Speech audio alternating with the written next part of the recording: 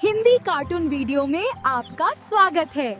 आइए सुनते हैं एक मजेदार नैतिक कहानी।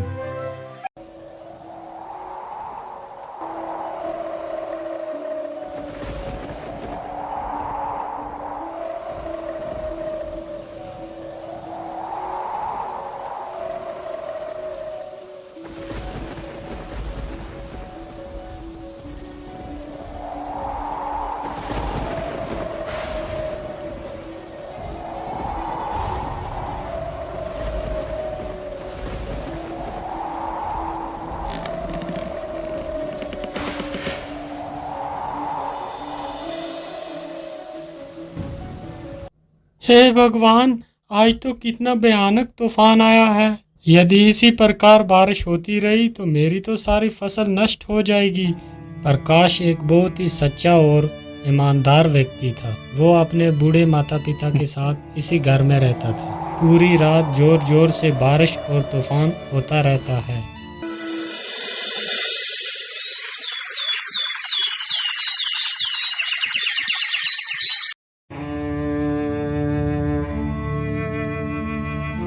पिताजी, मैं खेतों की तरफ जा रहा हूँ। अभी जल्दी ही लौट कर वापस आ जाऊंगा। इतना बोलकर प्रकाश वहां से खेतों की ओर निकल जाता है।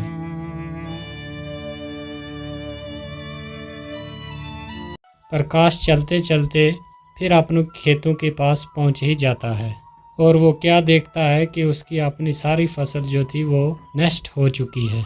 हे भगवान, ये क्या हो गया? अब मैं क्या करूंगा? मेरी तो सारी फसल नष्ट हो चुकी है। अनाज कहाँ से लाऊंगा और अपने बूढ़े माता पिता को क्या खिलाऊंगा?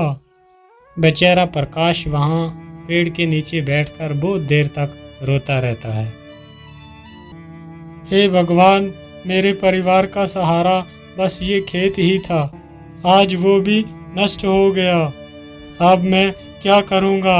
अब तो यहाँ रहकर मैं अपने माता पिता का पेट नहीं भर पाऊंगा।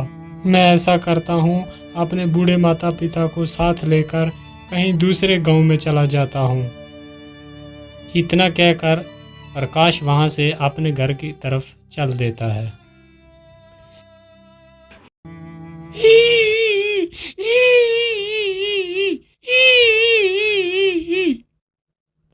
अरे, ये आवाज किसकी है? कौन रो रहा है इधर? मुझे तो लगता है कोई मुसीबत में फंसा हुआ है। एक बार जरा देखूं तो सही, कौन है ये? फिर प्रकाश उसी ओर चलने लगता है जिस तरफ से वो आवाज आ रही थी। और प्रकाश देखता है लोमड़ी अपने घायल बच्चों को देख देख कर रो रही है। जो बच्चे बिल्कुल अभी छोटे थे, चलने के लायक भी ना थे। अरे लोमड़ी, तुम क्यों रो रही हो? और तुम्हारे इन बच्चों को क्या हो गया है? अरे भैया, मैं तुम्हें क्या बताऊं, इस तूफान ने तो मेरा सारा घर ही उजाड़ दिया। अभी कुछ दिन पहले ही मेरे बच्चों ने जन्म लिया था। अभी ये चलने के लायक भी नहीं है। तूफान ने हमारा ये हाल कर दिया। अरे लोमड़ी, तुम दुखी मत हो, मैं तुम्हारी कुछ मदद कर देता हूँ। मैं तुम्हारे बच्चे को दवाई लगा देता हूँ जिससे जख्म बहुत जल्दी भर जाएंगे, और मैं तुम्हारा ये घर भी थोड़ा ठीक कर देता हूँ। प्रकाश की ये बात सुनकर लोमड़ी की थोड़ी जान में जान आई। प्रकाश जल्दी से जाता है और कुछ दवाई की पत्तियाँ तोड़कर लाता है और जल्दी ही उन घायल बच्चों के घावों पर लगा देता है। और फिर वो जल्दी से वो गिरा हुआ पेड़ जो था जिसमें वो रह रहे थे उसे सही जगह पर। ये देखकर लोमड़ी बहुत ज़्यादा खुश हो जाती है। हे दयालु इंसान, तूने मेरे परिवार को मरने से बचा लिया। तुम बहुत अच्छे आदमी हो। मैं तुम्हारा ये एहसान कभी नहीं भूलूंगी। अच्छा लोमड़ी, अब मैं चलता हूँ। अरे रुको भैया, तुमने मुझे मुसीबत से निकाला, लेकिन मैं देख रही हूँ तुम्हारे चेहरे पे बहुत उदासी है। क्या कारण है? तुम इतने परेशान क्यों हो? अरे मैं क्या ही बताऊं, जिस जालिम तूफान ने तुम्हें कष्ट दिया है, उसी जालिम तूफान ने मेरा भी खेत जो था वो सारा तबाह कर दिया है, और उसी फसल से मेरी सारी उम्मीदें थी। अब वो फसल भी सारी नष्ट हो चुकी है। अब मैं क्या करूँगा? खाना कहाँ से लाऊंगा और अपने बूढ़े माता पिता को क्या खिलाऊंगा? मेरे पास खेती के सिवा दूसरा कोई साधन भी नहीं है। अब तुम ही बताओ मैं क्या करूं? अरे मेरे भाई, आप दुखी मत हो। आपने इतनी हमारी मदद की है तो मैं भी आपकी एक मदद कर देती हूँ। मैं तुम्हें एक खजाने का रास्ता बताती हूँ जिसकी वजह से तुम्हारी गरीबी हमेशा के लिए खत्म हो जाएगी। लेकिन वो खजाना है कहाँ? वो खजाना तुम्हें नीलगिरी की पहाड़ियों में मिलेगा। याद रहे, वो खजाना देखकर तुम्हें ज्यादा लालची नहीं बनना। अगर तुम्हारे मन में ज्यादा लालच आई तो वो खजाना तुम्हें नहीं मिलेगा। ठीक है, मैं तुम्हारी बात को याद रखूंगा। अच्छा, मैं चलता हूँ। इतना बोलकर प्रकाश खजाने की खोज में निकल पड़ता है। प्रकाश चलते चलते बहुत ज्यादा थक गया था और उसे भूख भी बहुत लगी हुई थी। अरे मैं तो चलते चलते बहुत ज्यादा थक गया हूँ और मुझे भूख भी बहुत लगी है। यहाँ तो आसपास कुछ भी नजर नहीं आता। मैं ऐसा करता हूँ कि कुछ आसपास ही खाने को ढूंढता हूँ, शायद कुछ खाने के लिए मिल जाए। इतना सोचकर प्रकाश खाना ढूंढने लगता है। काफी देर इधर उधर भटकने के बाद उसे एक आम का पेड़ दिखाई देता है जिसमें बहुत सारे आम लगे हुए थे। अरे इस पेड़ में तो कितने सारे आम लगे हुए हैं। मैं जल्दी से कुछ आम तोड़ लेता हूँ।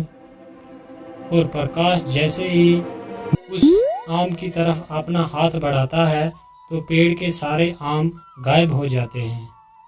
ये देखकर प्रकाश बहुत ही हैरान हो जाता है। अरे ये क्या हुआ? अचानक से वो सारे आम कहाँ गायब हो गए? बेटा, तुम इस पेड़ के आम ऐसे नहीं खा पाओगे। अरे ये किसकी आवाज है? कौन है? और आसपास तो मुझे कोई भी नहीं दिखाई देता, फिर ये आवाज कहाँ से आ रही है? बेटा, मैं तो तुम्हारे सामने ही खड़ा हूँ। मैं एक पेड़ हूँ। लेकिन क्यों पेड़? मैं तुम्हारे फल क्यों नहीं खा सकता? बेटा, इंसानों ने हमें बहुत सारे कष्ट दिए हैं। हमने इंसानों के लिए क्या कुछ नहीं किया। उन्हें अपने स्वादिष्ट फल खिलाए और हम खुद धूप और बारिश में तकलीफ उठाते रहे। लेकिन तुम इंसानों को अपनी छाया में बिठाया।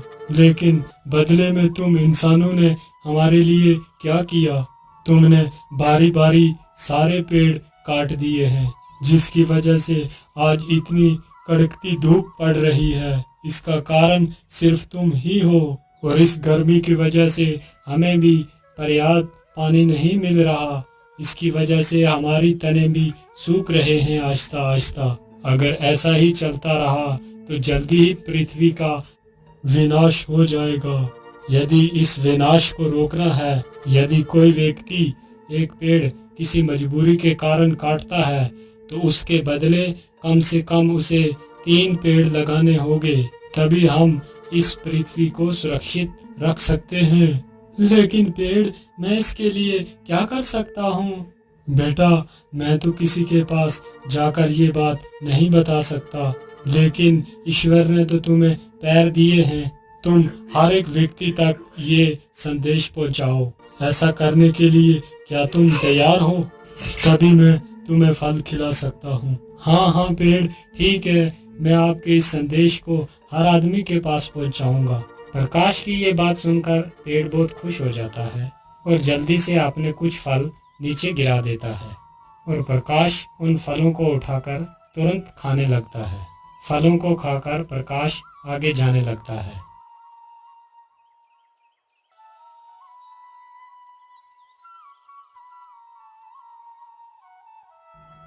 अरे बाप रे बाप, इतनी जोर की धूप पड़ रही है और इस धूप में चलना तो बहुत मुश्किल हो रहा है और मुझे बहुत सारी प्यास भी लगी है।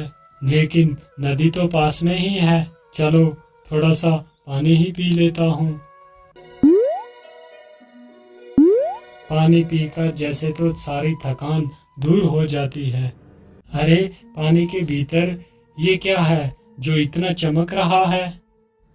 और प्रकाश अपना हाथ उस पानी में डालता है और जल्दी ही उस चमकते सिक्के को बाहर निकाला। अरे ये तो सोना है, लेकिन इस नदी के भीतर ये सोना आया कहाँ से? वो नदी उसी नीलगिरी पहाड़ी से होकर गुजरती थी, जिसकी वजह से कभी कभी सोना उस नदी में बहकर आ जाता था। इसका मतलब ये नदी नीलगिरी पहाड़ी से होकर आती है। चलो जल्दी से मैं गुफा के पास जाता हूँ।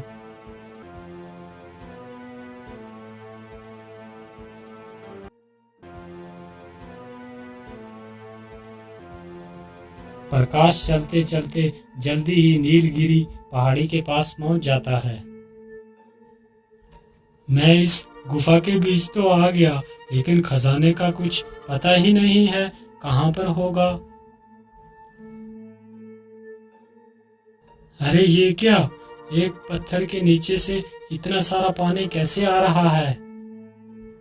कहीं इस पत्थर के पीछे ही वो खजाना तो नहीं छुपा हुआ है। चलो इस पत्थर को ही हटा कर देखता हूँ। प्रकाश जैसे इस पत्थर को हाथ लगाता है, वो पत्थर अपने आप दूर खिसक जाता है। अरे ये क्या, ये पत्थर मेरे छूते ही इतना दूर कैसे हो गया?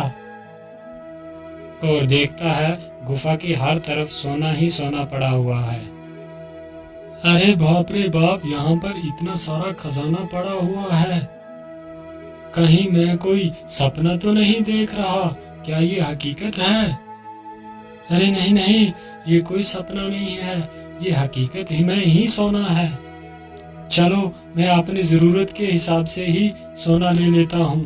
और प्रकाश एक पोटली भरकर सोना ले लेता है। आहा, इतना सोना मेरे जीवन के लिए बहुत काफी है।